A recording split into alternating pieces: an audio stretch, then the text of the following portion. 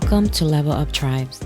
Level Up Tribes provides resources to help you attain the necessary resources to level up your mind, body, and soul and realize your full potential. It is about exploring, learning, providing you with the tools from the experts for you to create a better version of yourself. I am your host, Agnes Goodwine, and welcome, Tribes. Welcome to Level Up Tribes podcast, Saints. I'm so happy that we connected and you're here. And it's interesting because we connected on Facebook through an Ayurveda Facebook page, and then we kind of chatted a little bit about your conscious eating journal a little bit, which we'll talk about later. And so as we chatted back and forth, I find out that you're this amazing artist. So I'm like super interested in getting to know you better and learning all about your story and, how's 2020 been so far? Because I know you did a lot of interviews like in 2019 and trying to get your single on repeat, which is absolutely amazing. And you had mentioned in one of your interviews that you were really looking forward to the 2020 events and concerts, and then boom, this came about. So before we get all into that, let's just talk about your story and how this voice and this artistry came about. Yeah, so I appreciate that. That's very kind of you. And in terms of how it came about, the artistry, I'm very lucky. I'm one of those people who has known since I was born that this is what I want to do. I want to be a singer. And so I remember, I know in all those interviews, I always talk about this little Barbie karaoke machine that I had when I was a kid, and I would sing along to Shania Twain and Britney Spears. And I knew that I wanted to be a star from the moment I hit this earth. But growing up, I had a very strict upbringing, and it was very rough for sure a lot of the times. I didn't have an opportunity to pursue music professionally, even though others in my family did have that opportunity and are wonderful professional musicians. So I kind of had to refocus in on school and academics. So I graduated from high school and I went to Stanford University, and that was an opening for me to pursue music. So when I was at Stanford, I was in a rap group called The Outsiders, and we have an album on SoundCloud. For those who are really curious, Outsiders OX. But that was the first time that I got into a professional recording studio, and it's really intimidating. But it was so fun to hear my song, which I wrote, out there. It's a big deal. Oh my God! So you do come from a family of musicians. Yeah, I don't want to get too into it deeply, but there's definitely two sections to my family. There's my dad's side and my mom's side. And growing up, just by the nature of our family dynamics, I didn't get to see the dad side of my family very much. But it was my dad's side of the family that are musicians. For example, my cousin, who's 8 days apart from me, she auditioned for Disney. She got very far in that process, and she now she went to music school, and now she teaches music. And my aunt is also a classically trained vocalist and vocal instructor. So lots of music on that side, but that side of the family and that door didn't really open to me until very recently. I just kind of got to see what they were doing from the outside and just really, really wish that I could have some of those opportunities. Yes. Oh, you will. There's no question about it. We make our own opportunities. We're going to claim that for you. Are you originally from Texas? I was born in Texas. I was born in Wichita Falls, Texas, and interesting enough, I am adopted. So my birth mother, she had me when she was young. On the 4th of July, I was conceived, and then I was born in April, and immediately I went to my family that adopted me, the Spicer family. Yeah, so it was immediate. And then we weren't in Texas very long before I moved to Panama for 3 years. So I lived in the jungles in Panama for 3 years, and it was amazing. Yes, it was I remember it very fondly. I know a lot of people don't have memories from back then, but I remember very distinctly looking at National Geographic magazine and seeing these pictures of leafcutter ants, and then going outside into the forest and seeing the leafcutter ants, and they were even more beautiful and vibrant than the pictures. And I was like, I remember I was 3 years old, and I was like, I want to remember everything about this because this is gorgeous. Yeah, that's definitely a place that's on my bucket list. Oh, you have to go. Yeah. That one in Costa Rica. Oh yeah, I want to go to Costa Rica too. It's Hmm. awesome, man. I It's know. coincidentally, in Central America in general, my connection is very strong because in Stanford, I did research on Guatemala, on their institutions there. So I have a strong connection to Central America, despite the fact that I've only lived there for a short amount of time. Hmm, interesting. So do you have any like South American like ethnicity? Like, do you think that's where kind of the connection and the interest comes from? I do not know. So my whole family that I know of, including the part of my birth family that I know of, is fully white. So I actually don't know. Mhm. I present black. I am black. It's very clear to everybody who sees me that I'm black, but I really don't know what goes into that because every single person that I know, from my birth mother's mom, and then her whole family to my adopted family, is white. So growing up as a black woman in a family where everyone is white that you know of, I didn't really get to delve too much into my ancestry. And now that Yeah. I'm grown, I have to say I don't have as much of an interest in it. I Hmm. want to see a little bit more. I don't know. I want it to come from within, and that's not what's coming up right now. Yeah, that's good. Talking about, going within, you have mentioned that music has healed you and has been a major part of your healing journey.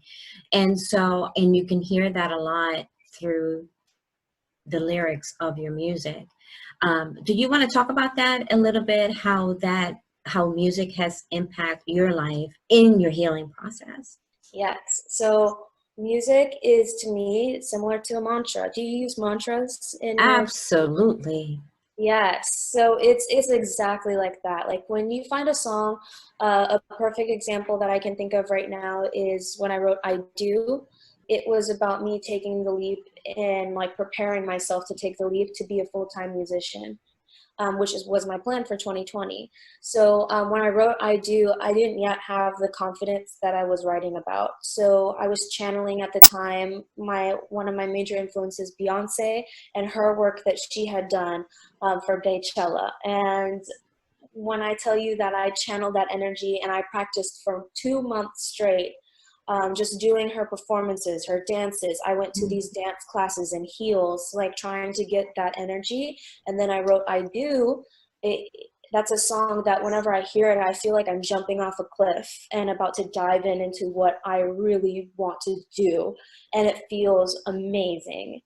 On repeat is another angle at a healing process. Like I was in a completely different space. I had just moved to Austin, and I was realizing for the first time, getting some self-awareness as a young woman, that every time the leaves changed colors and fall came around, I would get really sad and just wanted to create something that would channel these sad feelings and channel how I felt stuck in life. Yeah. And sometimes it comes out as a love story, and I think that's okay. But it was definitely a feeling of being stuck on repeat in my life. I was like, I'm just a cyclical human. Yes, yes. Well, it's beautiful, and you're still young and you're still finding yourself. And it's going to be amazing to see once everything opens up, here in United States, the opportunities that, are there for you. So what has 2020 been for you so far? Like, So 2020 is where shit got real on so many levels. um, because I kind of started a spiritual awakening when I quit my job. Like most people, I quit around the time of COVID, and everybody quit for various reasons. But that kind of triggered a spiritual awakening for me. And I went through the stages where you're very happy for the first couple of weeks, and then your soul starts bringing up all these things for you to heal. Yeah. And I talk about this so like casually to you on this Yeah. interview, but of course, every single one of us goes through this, and we know that this shit is freaking real. And what is hard to me isn't necessarily hard for someone else, but the things Right. that have been brought up to me are things around control, around of like being an authoritarian about how I handle myself, my body, my work, and bringing in love and balancing my intense wisdom with love. So I got a boyfriend, which was really crazy, Okay. but I lost all of my work and my music gigs. And so I'm like learning to love and working less, learning to create again because I'm not performing. It's just been really, really intense, incredible. Yeah. Have you had the chance to embrace the creativity, embrace the love that has, come into your life with a new boyfriend, a new dog, right? So you Yes. got like this, like all these like beautiful things happening. So do you work with someone like an agent that has things prepared for you for 2021 when once things open up again? So I don't have an agent Yeah. at the time. What I'm focusing on is just being as intensely passionate about music as I can. So I've started DJing. I'm a wedding Okay. DJ with Complete Weddings and Events, and that's given me an opportunity to study people when they're enjoying music the most. Okay. I've studied piano, taken piano lessons, bass guitar, music theory. So really, this has been my training ground. And what I want to do is refocus on music from a more technical perspective because I want to bring people something that I feel is missing from modern music. So for 2021, I have a couple of releases lined up that explore things that you won't really find in pop music nowadays, things like volume dynamics. So Okay. most songs are at the same volume, the same sounds throughout the whole song. I explore using electronic instruments, but in a way that sounds more like a band is playing them live. So you Interesting. can get some real textures in the sonics of it and also create more drama that way. And Yeah. it's really an exciting place to be as a musician. Right. And performance wise, I'm just looking to perform in as many places as I can because that's where the magic happens. I know. Well, let me know when you come to Phoenix. I'll come see you. Yeah, I lived in Phoenix for a little bit. I was in a military family, so Awesome. It's so hot here. Did you like it when you were here or? I freaking loved it because Okay. in Panama it was very moist, but I remember that. But in Arizona, I remember it would be like 110, and I'd be like, "This is fine because it's dry," and I didn't mind it at all. I loved it. Yeah. You mentioned that, you really look up to Beyonce as a musician.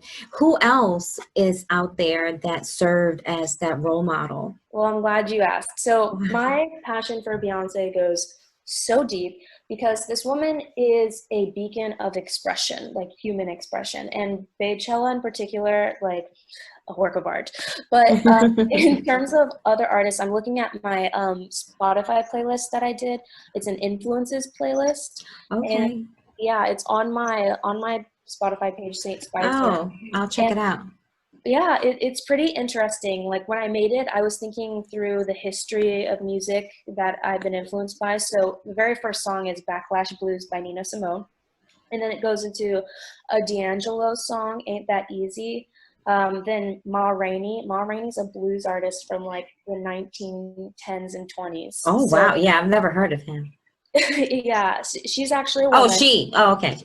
No, no worries. She's a very interesting character in music theory. She has a song where she even talks about being kind of in a relationship with a woman. So very interesting Wow. stuff happening with blues music in the South. Because if you think about it, in the well, I won't get into music No, history, but no, no, no. Yes. Teach me something. Teach me something today. it's just amazing because in the South, when blues music came out in the 1910s, this was Jim Crow America. This was Mississippi blues. These were Black men and women with just a guitar in their voice, and they were able to innovate music. Before blues happened, there was not a rhythmic element to music. There was no triplets. They introduced a new scale, which is the blues scale, and this allowed for the development of jazz, which is essentially the foundation for all modern music. So it's really an incredible genre. And as you go down the playlist, you can see here that I've got Daddy Lessons by Beyonce, which is kind of in that Louisiana style. You can hear some of that jazz roots. A lot of great rap artists. We've got No Scrubs by TLC. That's a classic. Left Eye is an amazing, amazing artist. And then, yeah, I've got some Rico Nasty in here because I really love expression. And Rico Nasty, have you ever heard her music? Nope. She screams. What? She screams over a pretty bubbly trap beat. And she loves anime, and I love anime. We've got some Parliament, Amy Winehouse, Four Non Blondes, Leonard Skinner. And yeah, I love music from all ages, and getting to be a wedding DJ has been amazing for learning more about that. So That is so interesting. That is so interesting. What is your overall message that you want your fans to get from Saint? Who's your audience?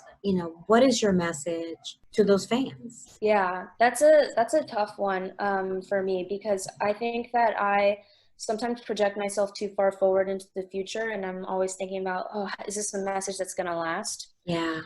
The main thing that I want to get across is that it's just the purest form of expression. I want to deliver a pure feeling to somebody. So I want to be able to create a song that people can revisit when Yeah. they need to get something out of themselves, or that people can repeat to themselves when they're trying to break the spell of something that's got them. So I'm thinking of this one song by an artist that I love, Ash Nico, and she has this song, Hi It's Me, and it's a breakup song, but I chant the lyrics in my head Yeah. when I'm trying to calm my mind, when I'm trying to detach from the mind and things like that. So I want my music to both entertain and deliver this emotional message that people can use however they want.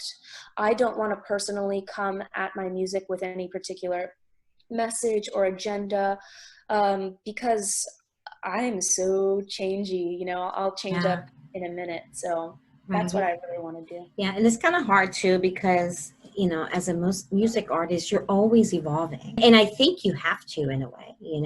Absolutely. You have to keep pushing forward, otherwise you will shrivel up artistically. I know. I'm so curious. How did you get the name Saint Spice? Like Saint Spicer, is that your like legal name?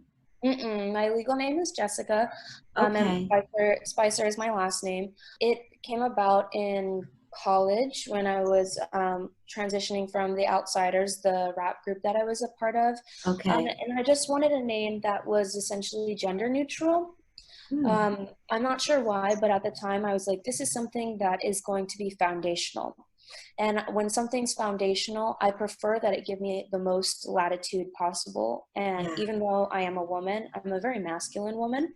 And I wanted to have the latitude to be able to present masculinely and not have my name detract from that. And so I chose Saint ultimately because of what it represented, a sort of spiritual dimension being brought in, that has always been there, and also because of the service element to it.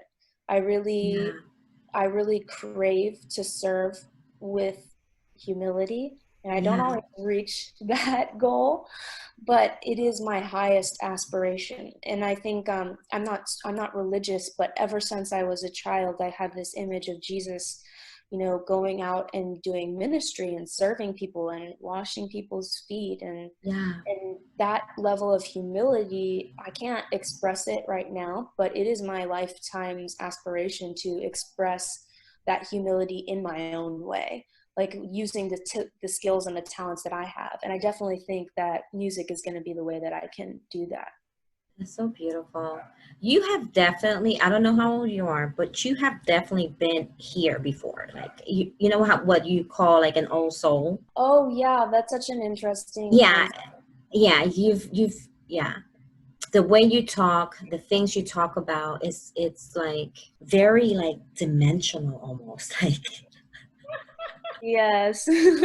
I can't stop thinking about it. I don't know why. Is this something yeah, that interests you as well, like the spiritual aspect of love yoga? it. Yeah. Yes. Yes. It's so it's so powerful and strong right now as well. I've noticed a Mm, lot of people going through spiritual awakenings at the same time because of the stillness that quarantine has enforced. yes. So I think that young people my age as well are also experiencing some of this.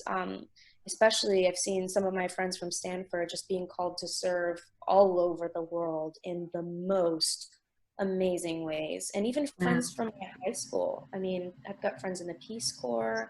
I've got friends starting businesses, nonprofits, working at NGOs. It's really quite inspiring. Yeah. Yeah, 2020, you know, it has a bad rap, but I think a lot of good came out of it. Yeah, I think you're right. It's the dust has not settled yet. So Yeah. what remains to be seen will be seen. And I don't know about you, but I've noticed that I kind of have to get through something before I can decide Yeah. how it truly impacted me. And I definitely feel like I'm still in the kind of in the muck of 2020 a little bit. Yeah. No, I think I was in that situation like back in April and May. Because I'm kind of a very like structure kind of person, and if things are not in that structure, I'm like, Mm, what's going on, you know? And mm, so that was one of the things that kind of surfaced for me that I need to work on, that I can't always be in control. And so that's an area that I need to work on personally. But at the same time, what helped me the most was being in yoga teacher training and just meditating and just learning all those techniques. If it wasn't for that, I think I probably would have felt a little differently about what was happening and what is still happening in 2020. But I'm just trying to focus on the more positive part of it than the negative. yeah, that's yoga teacher training. I've heard so much about it being so transformational. It is. It is. I wish they will have at least just a little bit of that curriculum in like schools. Yes, that would be a Right? better school experience. I I hated know. school. Oh my You God. did. Yes, I just got rid of the school nightmares last year. I hate school so much. And I feel like the reason why is because they don't teach fun stuff or relevant stuff. And yoga is Right. fun and relevant. Bring it in. Yes, exactly. So let's talk about Space Cowgirl. Yes, my baby. Okay. So, okay, so let's talk about the name and how did that surface for you? It came from within. And I don't mean like within me specifically, but like any great idea that anybody has always comes from somewhere very deep and primal Yes. inside of you. So Space Cowgirl, there was a lot of stuff happening with Space Cowgirl the year that I graduated in 2017, but it was Mm, a concept that came up for me in 2016. And it's just about merging this forward-thinking spaciousness aspect with my Texas roots because I was born in Texas and I spent 10 years in San Antonio from like middle school to high school. So I do feel a lot of times this conflict of upbringing versus who I am. Like there's this lifestyle that is the very Texas country lifestyle where I grew up with the cow pooping in my backyard and like in the field, like in the sunflower fields next to us, shooting guns, just getting my hands dirty and being a wild kid. And then there's the other aspect of me, which is this really spiritual aspect and this forward thinking aspect. yeah. And I wanted to merge those two. And the place where I felt like they sat is kind of in this is based on this anime called Cowboy Bebop. And just this the idea of Japan and anime, I grew up on that, and surprisingly a lot of Black people in America grew up on anime, especially in my age range. um, Okay. and so I went with it. I studied Japanese in college so that Oh, I could learn wow. it. I wrote a song. My first song written by the Space Cowgirl from that persona was in 2017 as I was driving across America back to Texas from Stanford, California. So yeah, Wow. it's a funk album with Texas roots. So Yeah. musically, it's fascinating. It's like nothing you've probably ever heard before. And every time I show it to friends, they're like, "This is amazing," but I've never heard anything like it. Right. So it's definitely my baby, but because it's my baby, she's taken a long time to come out. Well, maybe we'll see her in the future, Oh right? yeah, I think she'll be out soon. It's just a matter of tweaking a few things. I want to make sure that it's fresh. Yeah, yeah. I'm surprised you didn't stay in California. You Yeah, didn't, so did you like it when you were living out there? I enjoyed it. I enjoyed Stanford a lot. When I was sure that I was going to do something music related, I took an internship at Warner Brothers Records in LA for the summer of 2016, and I think I saw a little too much of the music industry at that point. Okay. Specifically the music industry in California. I saw parts of it that were very ego driven, and I knew that my art could not be that for it to be sustainable and for me to be who I was. So I moved back to Texas for that reason. And that's why Space Cowgirl is a big thing, right? The cowgirl part is a huge part of me. I had to go back to Yes. Texas. The song that I wrote about it is called Video Ho. It was like about how I was driving across the country back to San Antonio to like go be with my dad and be near my family and look for a job and try to do music in a not ego driven way. Yeah. But deep down, man, all I wanted was the easy way out. I just want to be one of those video vixens in one of those music videos shaking my ass. And that's really it. Is for me, it's about not taking the easy way out in my art. I have to do it the way that it needs to be done. That's why it's so slow. That's why when 2020 pressed the brakes, I was like, okay, we're gonna slow down, and I'm not gonna fight it. Yeah. Yeah, good for you. Good for you. So, I don't know, I could be wrong, but have you had like influences on the healing side, like teachers, gurus? Because I feel like you have had like someone around you that has kind of guided you in that direction. Interesting. So, I've had people that I've reached out to over the past few months. I've reached out to a wonderful Ayurveda teacher, Eva Dratina Hall in Austin, Hmm. and she's helped me learn more about Ayurveda, and she's definitely become a good friend of mine as we work together. But in terms of like specifically spiritual guidance, Yeah. I mean, I've read books. I don't know how to explain this, but I feel deep spiritual truth very easily. So I've always been attracted to works like the Tao Te Ching, the Bhagavad Gita, uh, Oh, yes. all of these works, Eckhart Tolle's The Yeah. Power of Now. I think for me, thankfully, I just am very close to the source of whatever that is. And Mm. now that I'm observing it more, I just want to go deeper and sink deeper into it so that I can be closer. I want to get as close to that as possible. I know that's right. Yes. So since we're in this topic, let's talk about the conscious eating journal that you wrote. What inspired you to write this journal? Conscious eating journal. Okay, yes, conscious eating journal was something that I did for myself because my Ayurveda mentor was asking Yeah. me to track my daily habits essentially, and I didn't find very easily on Amazon or on the internet any sort of conscious eating journal. So I decided to make one for myself, and the way that I did it was such that I could essentially get print per book, so I wouldn't have to order 1,000 books. I could just Yeah. order one book if I published it on Amazon. So in helping myself, I I created a product that was usable for other people and also a sustainable business for myself, if you wanted to say it that way. Yeah. But really, it's just about bringing this element of observation into my daily habits because same thing is on repeat. I'm a very cyclical person, but we all are. It's not something that's Hmm. unique to me. And once you get a bird's eye view and an honest look at what you're doing every day and what you're eating every day, the changes and adjustments that you need to make become extremely clear. And that's what this is about. It's about bringing that consciousness to what you're putting in your temple. Yeah. Since making those changes, I have just completely blossomed. And so I think that Mm. anybody who's interested in getting more energy, feeling more aligned with themselves could use this tool in whatever way they wanted, because it's not diet specific, it's not preaching any specific lifestyle at you. It's just asking you to record your lifestyle and for you to reflect on that over the course of like a few weeks and see. It's just designed to be effective over the course of like a week or so.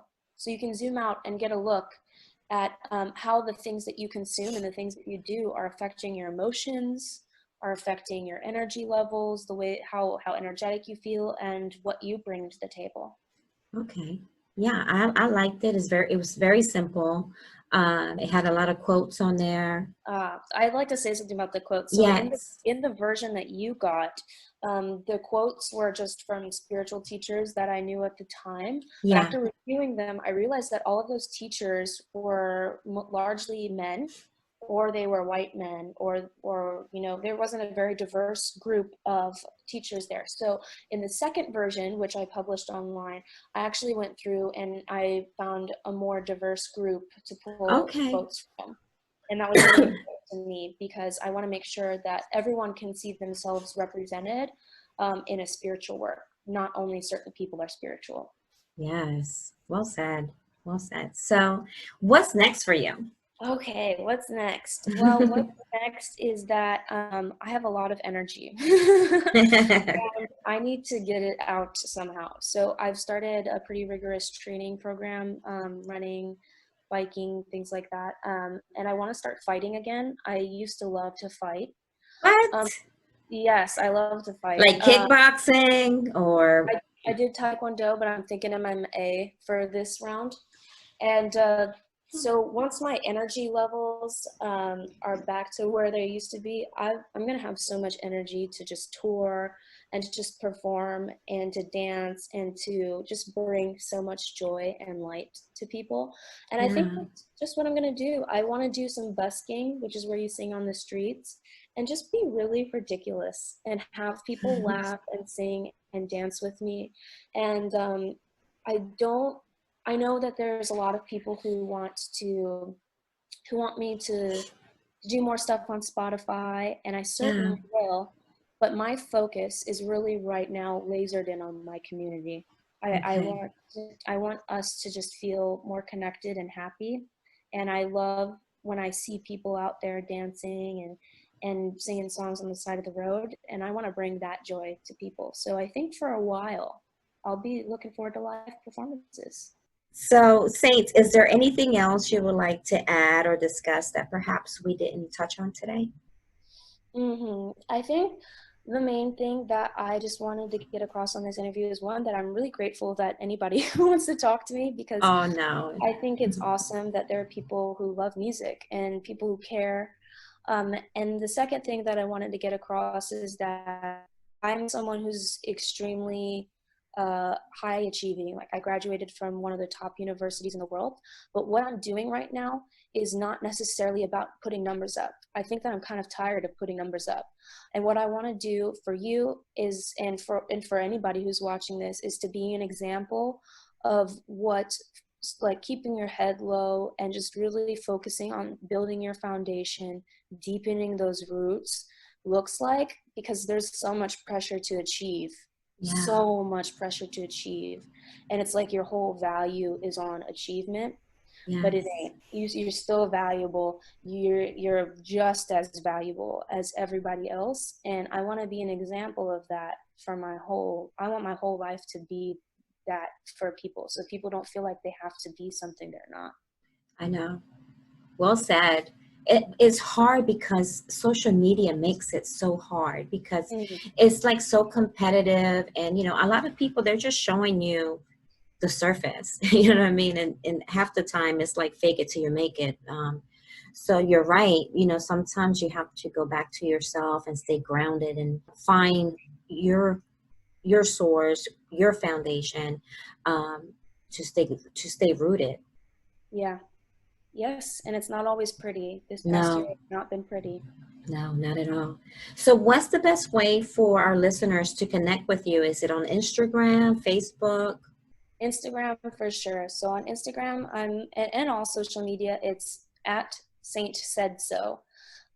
So it's pretty straightforward, but I love Instagram. I think it's a wonderful medium. I haven't posted recently because after Breonna Taylor's killing, I just couldn't do it anymore. I was tired of seeing Black people on Instagram being brutalized and then Yeah, ignored. So I got off I Instagram for know. a while, but I'm responsive. I post stories, I share music, and I love talking to people on Instagram. So hit me up through Instagram. Awesome. And Spotify to listen to your music and your playlist. Yes. Oh my God, that playlist. You will love it. You will definitely find the same song. Oh, it's been amazing talking to you. I was looking forward to meeting you, and it was just as I expected it.